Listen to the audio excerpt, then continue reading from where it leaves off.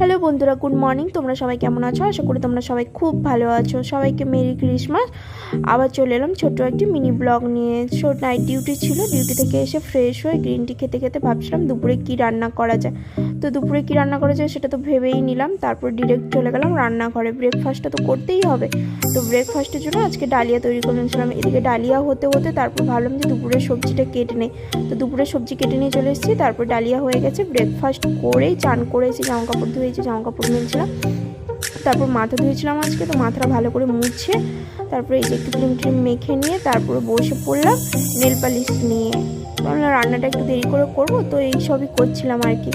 তো তারপরে এই নেল পালিশ আর্ট হয়ে, তো চলো আজকে রান্না দুপুরে কী কী করলাম। চিকেন আর বাঁধাকপি ভাজা, স্যালাড, ব্যাস।